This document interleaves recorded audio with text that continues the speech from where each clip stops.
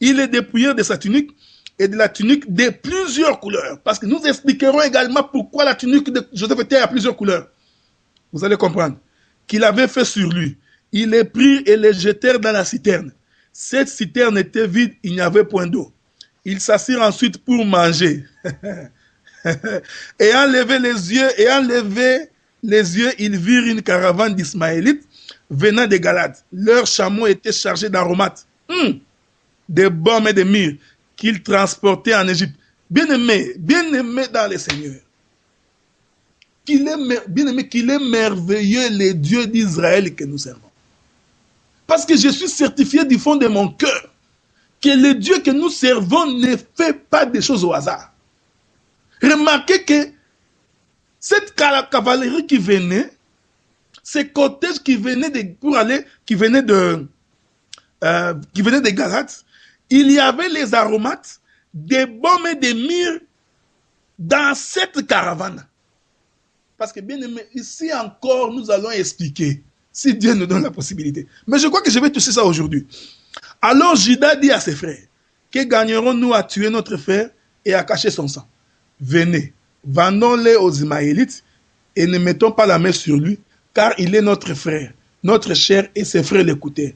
Au passage des marchands, Madianites, ils tirèrent et firent remonter Joseph hors de la citerne et le vendirent pour 20 cycles d'argent aux Ismaélites qui l'emmenèrent en Égypte. Je continue le verset 29 parce que je vais finir l'histoire. Je vais d'abord lire comme tous les prédicateurs, après nous allons commencer à expliquer. Ribin revint de la citerne et voici Joseph n'était plus dans la citerne.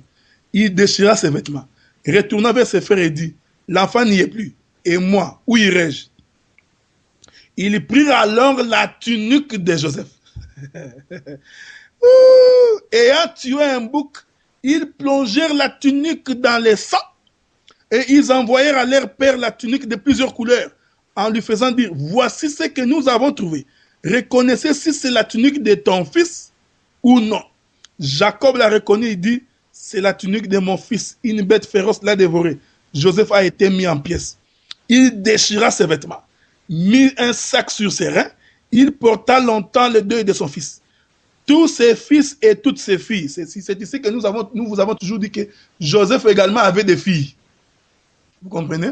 Mais malheureusement, l'Écriture ne nous donne pas les détails de toutes les filles de Jacob, parce que selon la loi d'Israël, les filles ne sont pas comptabilisées. Hein? C'est pourquoi les gens qui nous ont toujours posé la question, Caïn s'était marié à qui? Nous vous disons que Caïn s'était marié à une des filles d'Adam.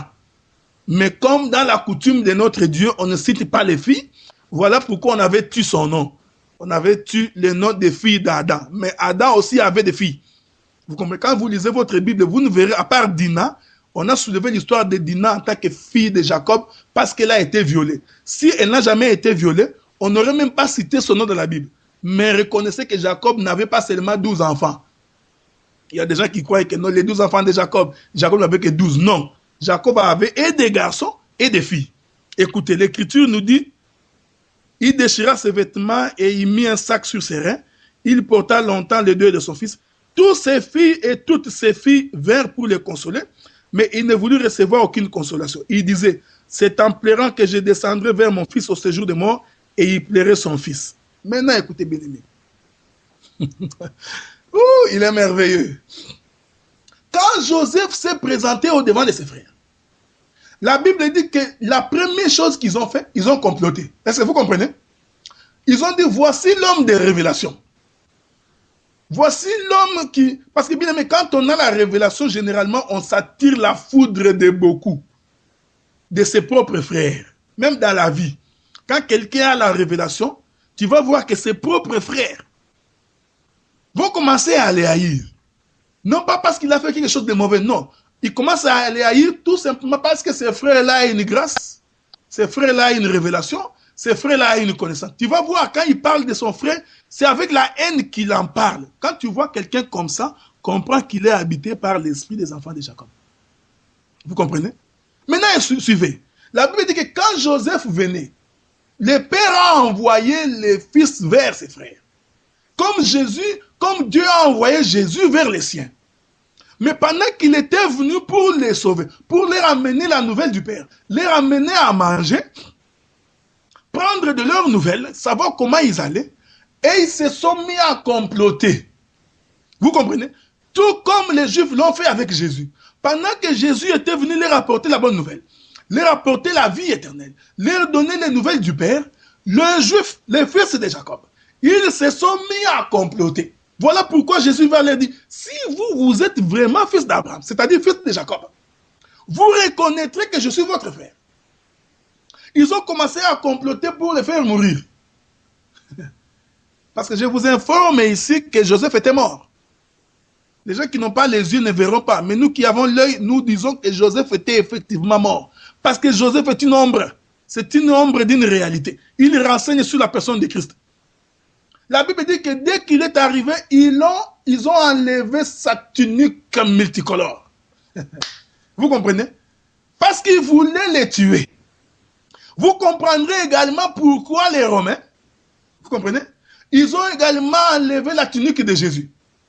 Je veux que nous lisions cela, parce que les gens qui sont têtus risquent de ne pas bien comprendre. Lisons un peu Matthieu chapitre 17.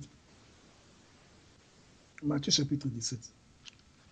Je m'excuse beaucoup, je vais donner un peu beaucoup de versets aujourd'hui, parce que c'est vraiment un très grand sujet. Matthieu 17 à partir du verset 2. La Bible dit, il fut transfiguré. Non, ça, je parle de la tunique. Laissons-moi voir. Non, allons dans Matthieu. Attends.